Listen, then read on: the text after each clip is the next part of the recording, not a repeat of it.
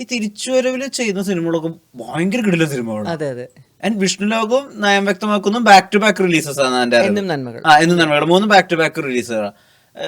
തിരിച്ചു വരുമ്പോ എന്താ ഭയങ്കര ഉള്ളിൽ ഭയങ്കര റേജ് ഉണ്ടായിരുന്നു, ഇപ്പൊ തകർക്കണം അങ്ങനെയൊന്നും ഉണ്ടായിരുന്നില്ല. ഇൻഫാക്ട് ഞാൻ വരാൻ ഒരു ഉദ്ദേശവും ഉണ്ടായിരുന്നില്ല, എനിക്ക് വരിക വേണ്ടെന്നായിരുന്നു. ബിക്കോസ് ആ സമയത്ത് എൻ്റെ വളരെ മോശമായിട്ടുള്ള ഒരു സമയമായിരുന്നു. I was totally into depression. അപ്പോഴാണ് പിന്നെ എനിക്ക് നയം വ്യക്തമാക്കുന്നുണ്ട് ഓഫർ വരുന്നത്. അപ്പോൾ ഞാൻ പറഞ്ഞു എന്നെക്കൊണ്ട് പറ്റില്ല, ഞാൻ അഭിനയമൊക്കെ മറന്നു. I mean I don't think I can come in front of the camera തന്നെയായിരുന്നു. ഞാൻ നയം വ്യക്തമാക്കുന്നത് ചെയ്യാൻ ഉദ്ദേശമേ ഇല്ലായിരുന്നു. ആരെ കൺവിൻസ് ചെയ്തപ്പോ? കൺവിൻസിങ് എന്ന് പറഞ്ഞാൽ ബാലേന്ദ്രമേനൻ സംസാരിച്ചു, മമ്മൂക്ക വിളിച്ചു, എന്നിട്ട് പറഞ്ഞു ഇപ്പോഴത്തെ സിറ്റുവേഷനിൽ ശാന്തി വന്നു നോക്ക്, ചെയ്യാൻ പറ്റുമെങ്കിൽ നല്ലതായിരിക്കും, കാരണം ഈ ക്യാരക്ടർ ശാന്തിക്ക് പറ്റുന്നതാണ്. ഇല്ല എന്ന് പറഞ്ഞാൽ വേണ്ട നീ പൊയ്ക്കോ എന്ന് പറഞ്ഞു. അപ്പോൾ ആദ്യത്തെ ദിവസം പോയിട്ട് ഞാൻ ശരി എന്നൊക്കെ പറഞ്ഞ് പോയതാ. പക്ഷേ എനിക്ക് ഉറപ്പില്ലായിരുന്നു. ഞാൻ വിചാരിച്ചു എന്നെ കൊണ്ടൊന്നും ഡയലോഗോ അത് വേറെ എന്ത് ചെയ്യാൻ പറ്റും. എന്നിട്ടാണ് മേനൻ എൻ്റെ അടുത്ത് ഒരു വലിയ സീൻ എടുത്ത് കൈ തന്നു. എന്നിട്ട് പറഞ്ഞു ഇതങ്ങ് ചെയ്താൽ. ഞാൻ പറഞ്ഞു ഐ ഡോണ്ട് തിങ്ക് സോ.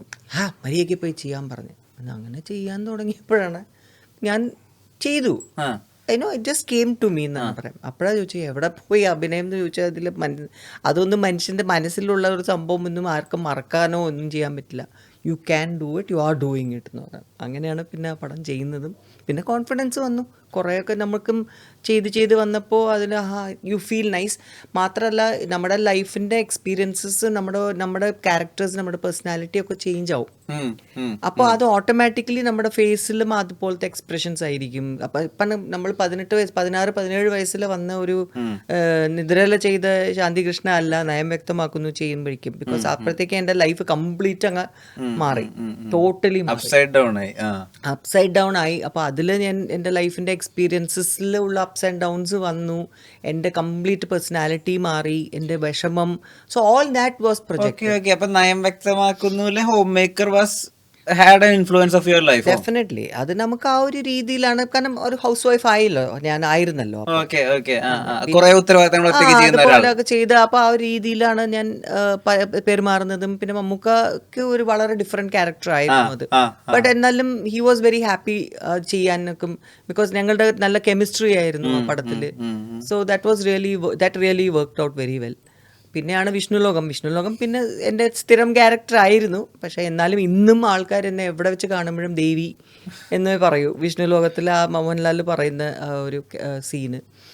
അതുപോലെ ഇപ്പോൾ എന്നും നന്മകൾ ജയറാമിൻ്റെ കൂടെ സത്യനന്ദിക്കാടിൻ്റെ ഫസ്റ്റ് പടം ഞാൻ ചെയ്യുന്നു. സോ ഇതെല്ലാം കൂടി വന്ന് പിന്നെ സവിതമായി, ചകോരമായി, it was like some amazing characters. അതെ അതെ.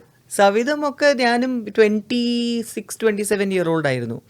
അപ്പോൾ ഞാൻ പറഞ്ഞു എനിക്ക് ഇത് ചെയ്യാൻ പറ്റും തോന്നുന്നില്ല. ജോർജ് ഗിത്തു വിളിക്കുമ്പോൾ ഞാൻ പറഞ്ഞു സവിതം പോലത്തെ ക്യാരക്ടർ 40 വയസ്സ് 50 വയസ്സെന്നൊക്കെ പറയുമ്പോൾ അയ്യോ ആൾക്കാർ അത് അക്സെപ്റ്റ് ചെയ്യില്ലായിരിക്കും. അപ്പോഴാണ് വേണുചേട്ടൻ നെടുമുടി വേണുചേട്ടൻ എന്നെ വിളിച്ച് പറയുന്നത്, ശാന്തി നമ്മളൊക്കെ ചെയ്യുന്നത് നമ്മളായിട്ട് തന്നെ ചെയ്യുവാണെങ്കിൽ അതൊരു അഭിനയമല്ല, അത് ബിഹേവിയറാണ്. അപ്പം ഞാൻ ഈ പ്രായത്തിലുള്ള ക്യാരക്ടർ ഇതുപോലെ സാരി കൊടുത്തിട്ട് ഞാൻ അങ്ങ് പോയി ഇരിക്കുകയാണ്, എന്നിട്ട് ഞാൻ ചുമ്മാ ഇങ്ങനെ എന്നൊക്കെ പറഞ്ഞാലും ഇറ്റ്സ് ലൈക്ക് ആക്ടിങ്. പക്ഷെ അത് നീ ബിഹേവ് ചെയ്ത് പോകുന്നതാ. അതിൽ ആക്ടിങ് നമുക്കതൊരു സ്ട്രെസ്സോ അല്ലെങ്കിൽ ഒരു അഭിനയിക്കാനുള്ള ഒരു ശ്രമമോ ഒന്നും അല്ലല്ലോ. You are just behaving. അതൊന്നും അല്ല ചെയ്യേണ്ടാവും. നമ്മളെക്കാട്ടിലും ഇതുപോലത്തെ ഡിഫറെൻ്റ് ആയിട്ടൊരു ക്യാരക്ടേഴ്സ് എന്ന് വെച്ചാൽ ഇതിനേക്കാളും പ്രായം കൂടുതലൊരു ക്യാരക്ടർ, അല്ലെങ്കിൽ കുറഞ്ഞ ക്യാരക്ടർ, അല്ലെങ്കിൽ വേറെ കൈയില്ല കാല്, I mean something different than what you are എന്ന് ചെയ്താലല്ലേ നമുക്കൊരു ചാലഞ്ച് ഉള്ളൂ. ഇതൊരു ചാലഞ്ചായിട്ട് എടുത്ത് മര്യാദയ്ക്ക് ഒന്ന് ചെയ്യുക പറഞ്ഞു. അങ്ങനെയാണ് ഈ സവിതം ചെയ്യുന്നതും ഫസ്റ്റ് ടൈം എനിക്ക് സ്റ്റേറ്റ് അവാർഡ് കിട്ടുന്നതും. സോ അതൊക്കെ എനിക്ക് മാധുവിൻ്റെയും സുനിതയുടെയും അമ്മയായിട്ടെന്നൊക്കെ പറയുമ്പോൾ നമുക്ക് ഒരിക്കലും ചിന്തിക്കാം. എനിക്കും 10-26 വയസ്സേ ഉള്ളൂ അപ്പോൾ. But I did it. And അതും ഇതിപ്പോ കരച്ചിൽ നിർത്താൻ പറ്റണ്ടേ. അതെ, അത് നമ്മുടെ ആറന്മുള പൊന്നമ്മ ചേച്ചിയുടെ ആ ഒരു സീനില്ലേ, നമ്മുടെ യെസ് ഓർ നോ പറയൂ എന്ന് പറയുന്നത് വേണുചേട്ടൻ വന്നിട്ട്. അപ്പം ഞാനിങ്ങനെ തലയാട്ടിയിട്ട് അങ്ങനെ മറ്റേ ഇഴുകി താഴോട്ട് പോയി വീണിട്ട് ഇങ്ങനെ ഭയങ്കരമായിട്ട് കരയുന്ന ഒരു സീൻ. അപ്പോൾ പൊന്നമ്മ ചേച്ചീനെ ആ ഷോട്ടിൽ ഞാൻ കരഞ്ഞ് ചേച്ചീനെ ഇങ്ങനെ പിടിച്ചപ്പോൾ ചേച്ചിയും ഇങ്ങനെ വീണ് എൻ്റെ അടുത്ത് ഇങ്ങനെ വന്നിട്ട് ഇങ്ങനെ ചേച്ചിക്കും കരച്ചിൽ വന്നു. എന്നിട്ട് പിന്നെ അത് സീൻ കഴിഞ്ഞിട്ടും കുറേ നേരം അത് കണ്ടിന്യൂ ചെയ്തു നമ്മുടെ മൈൻഡിൽ. കൈയൊക്കെ വിറച്ചിട്ട് ആ ഫീലിംഗ് ഒക്കെ മൈൻഡിൽ നിന്ന് പോയില്ല അത്ര എളുപ്പത്തിൽ. അപ്പോൾ ആറന്മുള പൊന്നമ്മ ചേച്ചി പറഞ്ഞു അതും എനിക്കൊരു അവാർഡായിരുന്നു. ചേച്ചി അന്ന് പറഞ്ഞ് എൻ്റെ ഇത്രയും കാലത്തെ അഭിനയ ജീവിതത്തിൽ എന്നെ ശരിക്കും ഷോട്ടിൽ കരയിപ്പിച്ചിട്ടില്ല ആരും, മോളാണ് ഇപ്പോൾ ചെയ്തത് എന്ന് പറഞ്ഞു. അത് കേട്ടപ്പോഴേക്കും എനിക്ക് വീണ്ടും കരച്ചില്ലേ. കാരണം അത്രയും വലിയ ആർട്ടിസ്റ്റൊക്കെ അവർ അങ്ങനെയൊക്കെ പറയുമ്പോഴേ നമുക്കത് ഒരു എന്താണ് പറയുക, അതിന് ട്രഷേർഡ് സംഭവം തോട്ട്സ് നമുക്ക് കിട്ടുന്നതല്ലേ. അതൊക്കെ തന്നെ ട്രഷർ അവാർഡ്സ് നമുക്ക്. ഈ ഫിസിക്കൽ അവാർഡിനെക്കാട്ടിലും കൂടുതലാണ് ഇന്നും നമ്മളത് ഓർക്കുന്നതും ഒക്കെ. അപ്പം ഞാൻ പറഞ്ഞു അതുപോലത്തെ ഒക്കെ പടങ്ങളും അതുപോലത്തെ ക്യാരക്ടേഴ്സും ഒക്കെ എനിക്ക് കിട്ടിയത് സത്യത്തിൽ വലിയൊരു ഭാഗ്യം തന്നെയാണ്. അത് ചകോരം ലൂയി ചേട്ടൻ്റെ that was another amazing character. അതും ആദ്യം ഷബാന ആസ്മി ഒക്കെ ആണ് വിളിക്കാൻ ഉദ്ദേശിച്ചിരുന്നു എന്നാണ് കേട്ടത്. ഞാൻ പറഞ്ഞു ഞാൻ തന്നെയാണ് ഇതിൻ്റെ, ഷബാന ആസ്മി വേണ്ട. അപ്പോഴാണ് ലോയി ചേട്ടൻ പറഞ്ഞില്ല ശാന്തി തന്നെ ചെയ്താൽ മതി. കാരണം വേറെ ആൾക്കാർ നമ്മൾ ഷബാന ആസ്മിയൊക്കെ വിളിച്ച് അവർക്ക് നമുക്ക് ഇന്ത്യൻ കൾച്ചർ, കേരള കൾച്ചർ, അത് ആ പക്ക ശാരദാമണി എന്ന് പറയുന്ന ക്യാരക്ടർ അങ്ങനെയും കൂടി ആയിരുന്നല്ലോ ആ പൂജയൊക്കെ ചെയ്യുന്നത്. അവരെ കൊണ്ട് അതൊക്കെ നമുക്ക് പറഞ്ഞ് മനസ്സിലാക്കി. മാത്രമല്ല ജനം എത്രത്തോളം അത് അക്സെപ്റ്റ് ചെയ്യും എന്ന് അറിയില്ല. ശാന്തി ചെന്ന് ചെയ്താൽ മതി എന്നാണ്. അങ്ങനെയാണ് പിന്നെ ചകോരം. എങ്ങനെ പുള്ളി ക്യാരക്ടർ എക്സ്പ്ലെയിൻ ചെയ്തു തരിക? ആര് ലോയി ചേട്ടനോ? അത് ലോയി ചേട്ടൻ എഴുതിയതുപോലെ തന്നെയാണ് നമ്മുടെ കാര്യം പറയും. ഫസ്റ്റ് തന്നെ ആ ക്യാരക്ടറിന്റെ ഒരു ട്രേറ്റ്സ് പറഞ്ഞു തരും. അതായത് ദേഷ്യമാണ് അവർക്ക്. അതാണല്ലോ ഫസ്റ്റ് എൻ്റെ ബോഡി ലാംഗ്വേജ് തന്നെ പഠിപ്പിച്ചത് ലോയി ചേട്ടനാണ്. നമ്മൾ ആദ്യം ഒരു ആണുങ്ങളുടെ ഒരു ഇതും കൂടി ഗംഭീരവും ഉണ്ടാവും അവർക്ക്. ആ ഫസ്റ്റ് പൂജയൊക്കെ ചെയ്യുമ്പോഴും ഇങ്ങനെയൊക്കെയാണ് സാഷ്ടാംഗമായിട്ടൊക്കെയാണ് നമസ്കരിക്കുന്നതും ഒക്കെ. ഈ ഇതൊന്നുമില്ല. കാരണം അവര് അങ്ങനെയാണ് ജീവിതത്തിൽ she's gone through so much. അവരാണ് ആ വീടിന്റെ നാഥൻ എന്നൊക്കെ ആണല്ലോ. അപ്പൊ ആ ബോഡി ലാംഗ്വേജ് ഫസ്റ്റ് തന്നെ കാണിച്ചൊക്കെ തന്നു എനിക്ക്. ഇങ്ങനെയൊക്കെ അത് പൂജക്കൊക്കെ ചെയ്യുന്നത് നമ്മൾ നൈസായിട്ടല്ല ഇങ്ങനെ എന്നൊക്കെ പറഞ്ഞിട്ട് അങ്ങനെയൊക്കെ ഇടണം എന്നൊക്കെ പറഞ്ഞു. സോ അങ്ങനെ കുറെ ഉണ്ട്. അപ്പൊ അതില് പിന്നീട് മുരളിച്ചേട്ടനായിട്ടുള്ള ക്യാരക്ടർ വരുമ്പോഴാണല്ലോ she starts blushing, she starts feeling. അങ്ങനെ ഒരു ഗ്രേസും ആ ഒരു മൈൻഡിൽ വുമന്റെ ഒരു ഫീലിങ്സ് ഒക്കെ വരുന്നത് അവർക്ക് അന്ന് അപ്പോഴാണല്ലോ. അതിനു മുമ്പ് അവർക്ക് ദേഷ്യവും അവരെ ഉണ്ണിയാർച്ച എന്നൊക്കെയല്ലേ പറയുന്നത്. സോ അങ്ങനത്തെ ക്യാരക്ടർ തുടക്കം മുതലേ ലോയി ചേട്ടനും വേണുവും ഡയറക്ടർ എല്ലാം പറയുന്നത് ഇതുപോലെ ട്രേറ്റ്സ് ആണ്. അപ്പോൾ നമുക്ക് ഓട്ടോമാറ്റിക്കലി നമ്മൾ എന്ത് ഡയലോഗ് പറയുമ്പോഴും ആ ബോഡി ലാംഗ്വേജ് നമ്മൾ കീപ്പ് ചെയ്യും. സോ അതിനനുസരിച്ച് നമ്മൾ അഭിനയിക്കും. സോ അതിൽ അത്രയ്ക്കും ഞാൻ വർക്ക് ചെയ്ത ഒരു ക്യാരക്ടറാണ് ചകോരം. അപ്പൊ അതിൽ തന്നെ എനിക്ക് ബെസ്റ്റ് ആക്ട്രസും കൂടെ കിട്ടിയത് എനിക്കൊരു അനുഗ്രഹമായിരുന്നു. അങ്ങനെ ഫിസിക്കൽ ഇന്റിമസി ഉള്ള ഒരു റൊമാൻറ്റിക് സീനിലും അങ്ങനെ അപ്പിയർ ചെയ്തിട്ടില്ല. പക്ഷെ കുറെ റൊമാൻറ്റിക് സിനിമകൾ ഉണ്ട് താനും. I don't know because I think ഞാൻ ബേസിക് നേച്ചർ എൻ്റെ റൊമാൻറ്റിക് ആണെങ്കിൽ പോലും റൊമാൻസ് ഒരു വിധം ചെയ്യാം. എനിക്ക് ഇതുപോലത്തെ ദൂരത്ത് നിന്ന് കാണിക്കാം അങ്ങനെയൊക്കെ ചെയ്യാനുണ്ടായിരുന്നുള്ളൂ. എങ്കിലും ഐ കുഡന്റ് ഫിസിക്കലായിട്ട് നമ്മൾ ഇങ്ങനെ ചെയ്യുന്ന പോലെ ബെഡ്റൂം സീൻസ് പോലെ ഒക്കെ അങ്ങ് ചെയ്യുമ്പോൾ I was not at all comfortable. അതുകൊണ്ട് നാണമല്ല, ഐ കാണ്ട്. ആൾക്കാരും കണ്ടോണ്ടിരിക്കും, എനിക്കത് അറിയില്ല എന്താ ചെയ്യേണ്ടതെന്ന്. So I will be like no, I won't do it. അപ്പോൾ ആൾക്കാർക്ക് ആദ്യമൊക്കെ അവർക്ക് തോന്നുമായിരുന്നു ഇതെന്താ പിന്നെ എങ്ങനെ സിനിമയിൽ അഭിനയിക്കാൻ വന്നതല്ലേ, ഇതൊക്കെ ചെയ്യണ്ടേ. ഞാൻ പറഞ്ഞു എനിക്ക് ചെയ്യണ്ട, എനിക്ക് സിനിമയിൽ അഭിനയിക്കണം എന്നേ ഇല്ല, ഞാൻ തിരിച്ചു പോയിക്കോളാം എന്ന് പറയും. സോ അതുകൊണ്ട് പിന്നെ അവർക്ക് മനസ്സിലായി തുടങ്ങി. ശാന്തികൃഷ്ണനെ വിളിച്ചു കഴിഞ്ഞാൽ ഇങ്ങനെയൊക്കെ ആണ്. വിശ്വംഭരൻ സാർ ഉണ്ടായിരുന്നു പണ്ടൊക്കെ. ഞാൻ സാറിന്റെ ഒരുപാട് ഞാൻ പടങ്ങൾ ചെയ്തിട്ടുണ്ട്. പക്ഷെ സാർ എൻ്റെ അടുത്ത് ആദ്യം പതുക്കെ വന്ന് ചോദിക്കും, ശാന്തി ഇങ്ങനെയൊക്കെയാണ് സീൻ. അവൾ വന്നിട്ട് പതുക്കെ ഇങ്ങനെ ഒന്ന് തൊടും, ഓക്കെ ആണോ ചോദിക്കും, പതുക്കെ ആരും കേൾക്കാതെ. ഞാൻ പറഞ്ഞു okay sir, okay ready, shot വെക്കൂ എന്ന് പറയും. അങ്ങനെയൊക്കെ ആയിരുന്നു. ആൾക്കാർക്ക് വിശ്വസിക്കാൻ പറ്റില്ല ഇത്രയും ഇതുപോലെയൊക്കെ ചെയ്തിട്ടും എങ്ങനെ ഇത്ര പടങ്ങൾ ചെയ്തു ശാന്തി എന്നാണ്. But it can happen. നമുക്ക് അത് അങ്ങനെ തന്നെ ചെയ്താൽ മാത്രമേ നമുക്ക് ഇന്നത്തെ I don't know, may be competition കാരണം അങ്ങനെ ഫീൽ ചെയ്യായിരിക്കും. അന്ന് ഒരു ഹാൻഡ്ഫുൾ ഓഫ് ആർട്ടിസ്റ്റ്സ് അവരവർക്ക് അവരവരുടേതായിട്ടുള്ള ഒരു സ്പേസ് ഉണ്ടായിരുന്നു. ഇപ്പൊ ഞാനാണെങ്കിലും ജലജയാണെങ്കിലും, ജലജയായിരുന്നു കൂടുതലും ദുഃഖപുത്രി ക്യാരക്ടേഴ്സ്. എൻ്റെ പിന്നെ ഇടയ്ക്കൊക്കെ പിന്നെ കുറച്ചൊക്കെ മാറ്റങ്ങളൊക്കെ ഉണ്ടായിരുന്നു. ബട്ട് എന്നാൽ പോലും മോസ്റ്റ്ലി അങ്ങനെയായിരുന്നു. പിന്നെ അംബിക കുറച്ചുകൂടെ ഗ്ലാമറസ് ആയിട്ട് അങ്ങനെയൊക്കെ ചെയ്യുമായിരുന്നു അവളുടെ ക്യാരക്ടേഴ്സ്. പിന്നെ പൂർണിമ ഉണ്ടായിരുന്നു. അപ്പൊ അങ്ങനെ ചെയ്ത് വരുമ്പോൾ ഞങ്ങൾക്ക് ഞങ്ങളുടേതായിട്ടുള്ള സ്പേസ്, കോമ്പറ്റീഷൻ ഒന്നുമില്ല. ഞങ്ങൾക്ക് we were very good, like all നല്ല ഫ്രണ്ട്സ്, ഇന്നും നല്ല ഫ്രണ്ട്സ് ആണ്. സോ ആ രീതിയിൽ നോക്കുവാണെങ്കിൽ ഐ വാസ് ലക്കി. അങ്ങനെയൊക്കെ തമിഴിലൊക്കെ അവർ കൂടുതൽ ചെയ്തിട്ടുണ്ടല്ലോ. ഞാനൊക്കെ തമിഴില് വെസ്റ്റേൺ ഔട്ട്ഫിറ്റ്സ് ഇട്ടത് ഫസ്റ്റ് പടത്തില് പനീർ പുഷ്പങ്ങൾ. അതിലൊക്കെ എന്റെ കൂടുതലും എനിക്ക് പാന്റ് ഷർട്ട് മിഡീസ് അങ്ങനെയൊക്കെ ആയിരുന്നു, തമിഴ് പടത്തിലായിരുന്നു. അങ്ങനെ ആഗ്രഹം ഉണ്ടായിരുന്നോ? ജീൻസ് ഒക്കെ ഇട്ട് ടോപ്പൊക്കെ ഇട്ട് നടക്കുന്ന ക്യാരക്ടേഴ്സ് ചെയ്യണമെന്ന് ആഗ്രഹം ഉണ്ടായിരുന്നോ? അത്രയ്ക്ക് മോഡേൺ എന്നെ കൊണ്ട് ചെയ്യാൻ പറ്റും എന്ന് എനിക്ക് തന്നെ ഡൗട്ട് ഉണ്ടായിരുന്നു.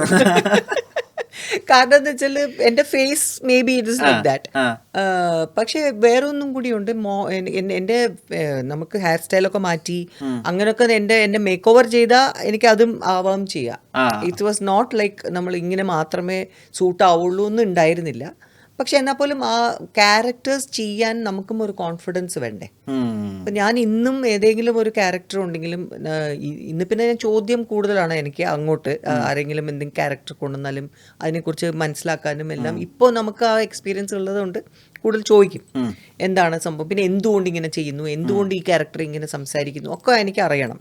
പണ്ടതൊന്നും അറിയില്ലല്ലോ, അവർ പറയുന്നത് നമ്മൾ ചെയ്യുന്നു എന്നാണ്. മോഡേൺ ഡ്രസ് എനിക്ക് അതിനുള്ള കോൺഫിഡൻസ് ഇല്ലായിരുന്നു. അപ്പൊ നമുക്ക് ഗ്ലാമർ റോൾസ് ചെയ്യണമെങ്കിൽ അതിനനുസരിച്ചുള്ള കോൺഫിഡൻസ് വേണം. നമ്മൾ നടക്കുന്ന രീതിയും നമുക്ക് തന്നെ അത് കൺവിൻസിങ് അല്ല, കോൺഷ്യസ് ആണെങ്കിലേ ആൾക്കാർ വിചാരിക്കും അയ്യോ ഇവരെന്തിനാ ഇതൊക്കെ ചെയ്യാൻ പോകുന്നെന്ന് പറയും. സോ എനിക്ക് ഞാൻ ഒരിക്കലും അങ്ങനെ റിസ്ക് എടുക്കില്ലായിരുന്നു. പിന്നെ എനിക്ക് വന്ന റോൾസും mostly it was like that. അങ്ങനെ ആരും എന്നെ അടുത്ത് ഇന്ന് ഭയങ്കര ഗ്ലാമർ റോളാന്ന് പറഞ്ഞിട്ട് ആരും വന്നിട്ടില്ല.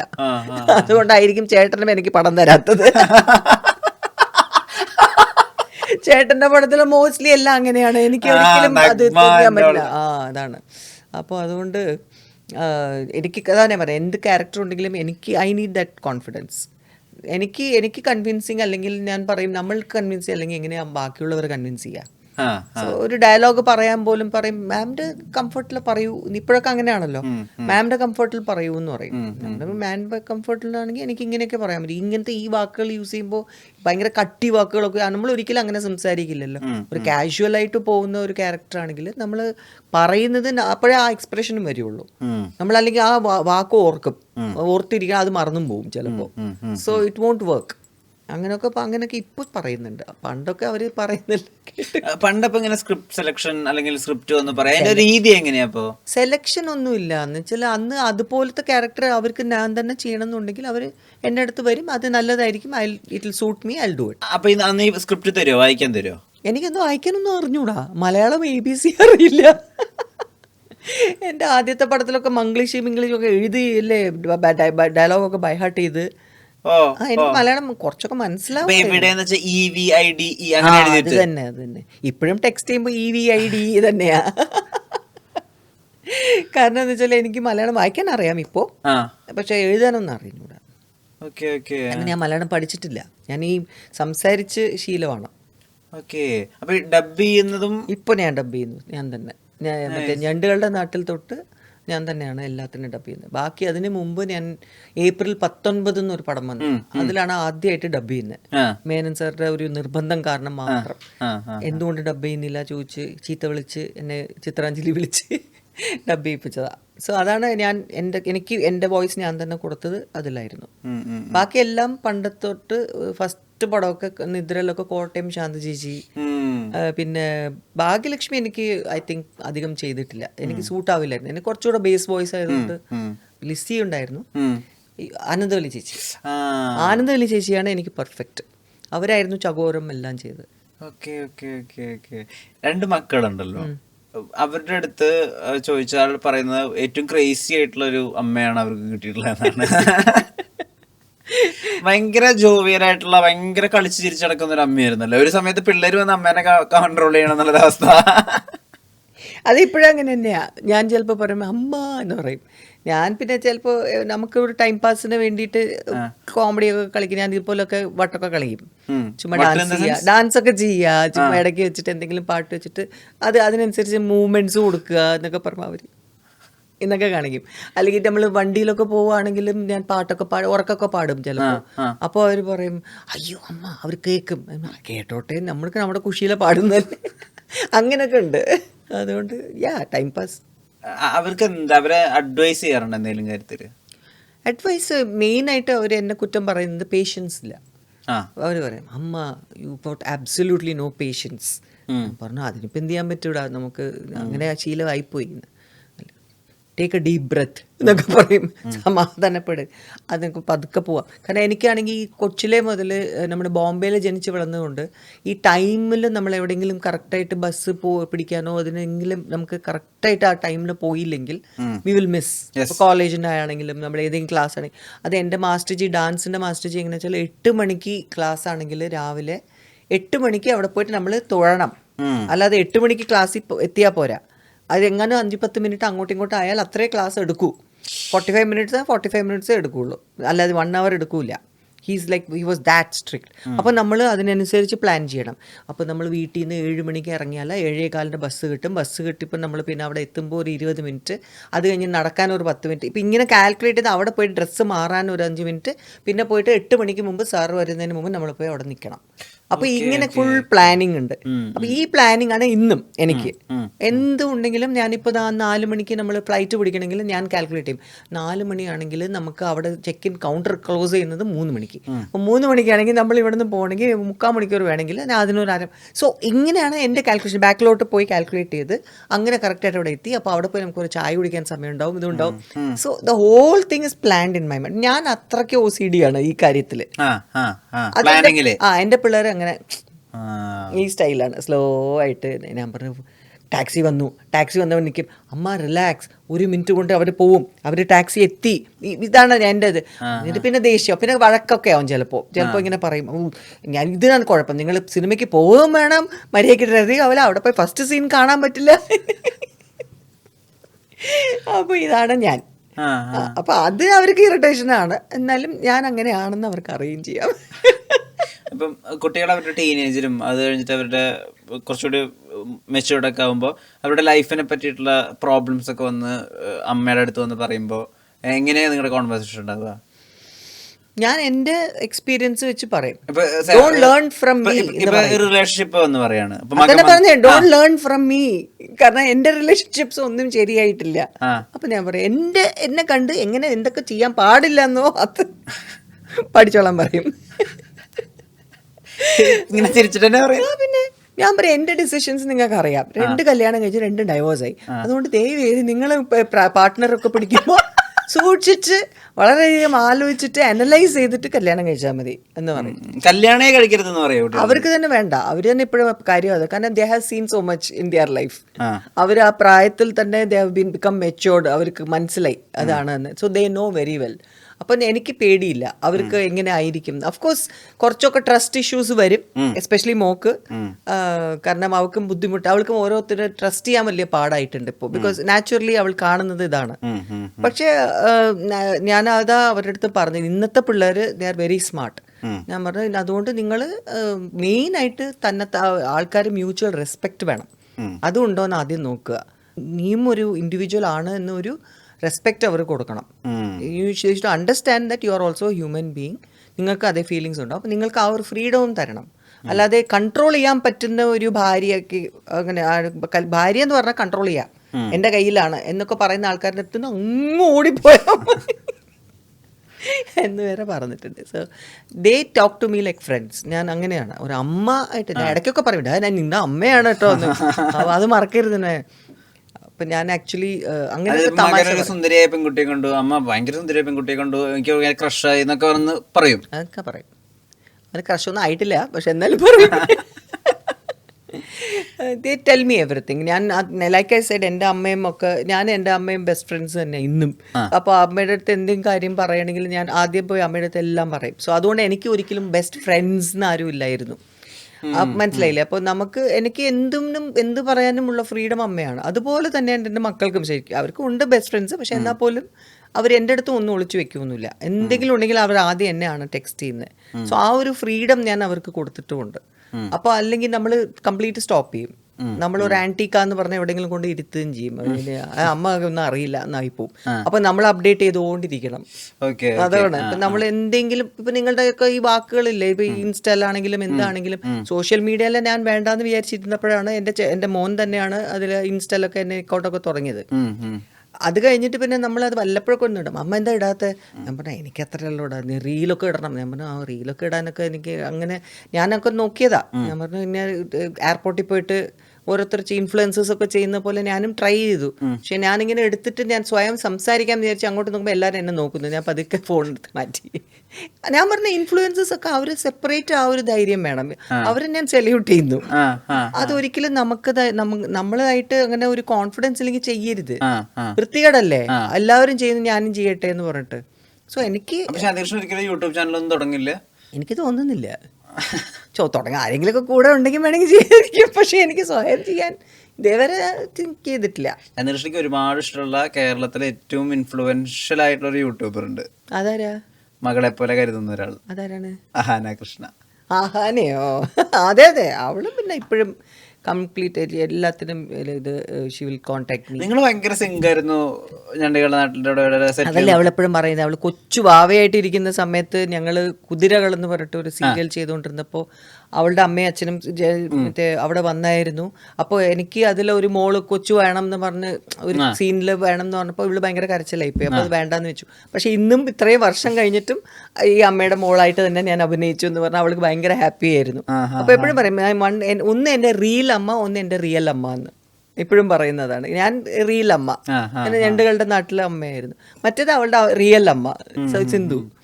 അതുപോലെ സോ അവളിപ്പോഴും ഭയങ്കര സ്നേഹമാണ്.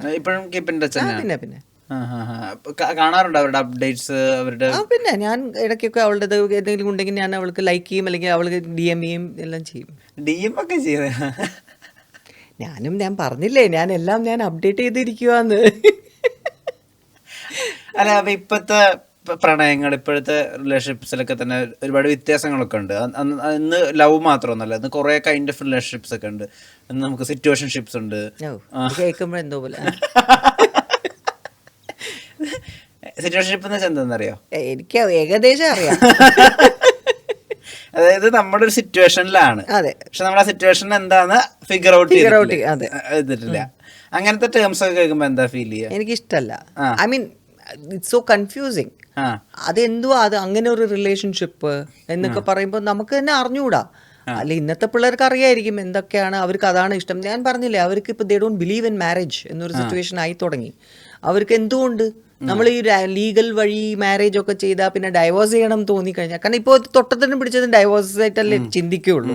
Because they cannot take it. അവർക്ക് ആ ഒരു ഇൻസൾട്ടോ എന്തെങ്കിലും ഒരാൾ എന്തെങ്കിലും അങ്ങോട്ടും ഇങ്ങോട്ടും മോഹം ഉറപ്പിച്ചു കഴിഞ്ഞാൽ I don't want to stay with you anymore, I want to leave എന്ന് പറയുമ്പോൾ, ഈ കല്യാണം കഴിഞ്ഞ് ലീഗൽ ആയിട്ട് നടത്തി കഴിഞ്ഞാൽ പിന്നെ ലീഗലിറ്റിൽ മൊത്തം പോണ്ടേ, കോടതി വഴിയൊക്കെ അല്ലേ നമുക്ക് ഡിവോഴ്സ് കിട്ടുള്ളൂ. മറ്റേത് ലിവിനോ അല്ലെങ്കിൽ അതുപോലെ സിറ്റുവേഷൻഷിപ്പോ ഒക്കെ ആണെങ്കിൽ അതിനെക്കുറിച്ച് പ്രശ്നമില്ലല്ലോ.